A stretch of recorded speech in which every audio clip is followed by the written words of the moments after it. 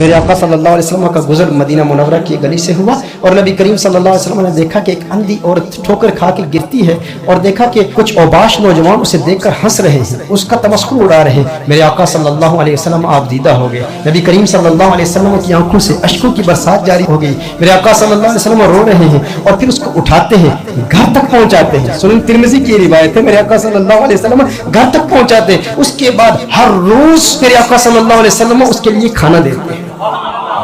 اور یہ فقط نبی کریم صلی اللہ علیہ وسلم کا اپنا ذاتی عمل نہیں ہے، نبی کریم صلی اللہ علیہ وسلم نے اپنے صحابہ کو بھی یہی سکھایا۔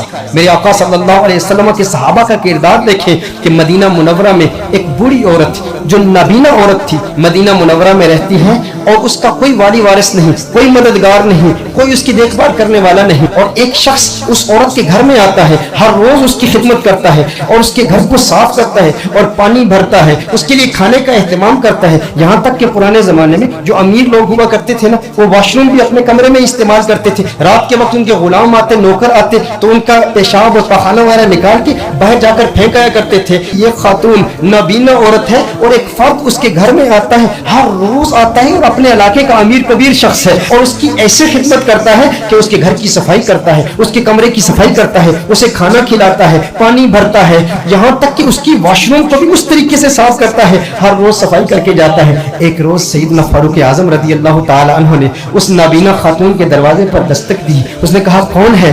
آپ نے فرمایا میں عمر ہوں، عمر بن خطاب ہوں۔ آپ نے فرمایا سنا ہے کہ تیرا کوئی مددگار نہیں، تیری کوئی دیکھ بھال کرنے والا نہیں، میں چاہتا ہوں میں تیری مدد کروں، میں چاہتا ہوں تیرے گھر کا کام میں کیا کروں۔ اس نے کہا ضرورت ہی نہیں، ایک بندہ آتا ہے ہر روز آ کے کام کر کے چلا جاتا ہے، میرا گھر صاف کر کے چلا جاتا ہے۔ کہا ٹھیک ہے وہ بھی آتا ہوگا لیکن میں بھی مدد کروں گا، میں بھی چاہتا ہوں کہ مجھے بھی نیکی حاصل ہو، نیکی کا کام ہے۔ اس نے کہا نہیں نہیں ضرورت ہی نہیں ہے، ایک عرصے سے شخص آ رہا ہے، وہ آ کے میری گھر صاف کرتا ہے، محنت کرتا ہے، پانی بھرتا ہے، گھر کو صاف کرتا ہے، کھانا لاتا ہے، اس قدر خدمت کرتا ہے، مجھے کوئی ضرورت نہیں۔ فاروق اعظم رضی اللہ تعالیٰ عنہ جلال میں آ گئے۔ آپ نے فرمایا میں مدد کرنا چاہتا ہوں تو دو مددگار ہوں گے تو کیا فرق پڑے گا، بتا تو صحیح وہ ہے کون؟ کہا تم میں اور اس میں فرق یہی ہے نا کہ وہ جب سے آتا ہے، جب سے آ رہا ہے، میں نے نام پوچھا وہ کبھی نام بتاتا ہی نہیں ہے۔ اس نے کہا میں نام میں کیا رکھا ہے، کام تو ٹھیک کر دیتا ہوں نا، مدد تو کرتا ہوں نا، گھر تو ٹھیک صاف کرتا ہوں نا۔ فاروق اعظم رضی اللہ تعالیٰ عنہ کے دل میں یہ تمنا پیدا ہوئی میں بھی دیکھوں وہ ہے کون۔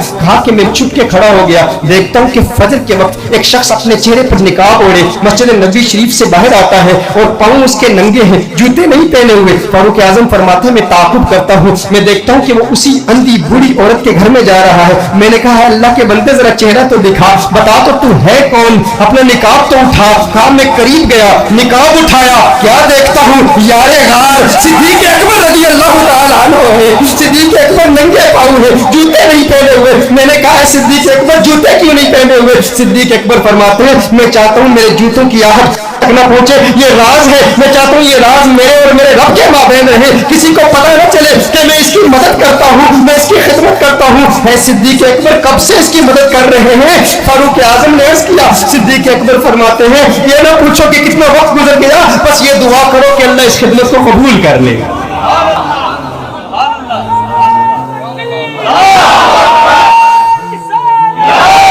میں کہتا ہوں میرے دوستو کبھی کبھی جو حاجت مند ہے نا، بغیر نام لیے، بغیر مسجد میں اعلان کرائے، بغیر نیوز پیپر میں تصویر چھپوائے، کسی کی ایسے بھی خدمت کرو کہ جس خدمت کا صرف تمہیں علم ہو، تمہارے رب کو علم ہو، یہ راز تمہارے اور تمہارے رب کے مابین ہو۔ دیکھو اللہ جل وعلا تمہیں پھر کیسے خوشیاں عطا فرماتا ہے۔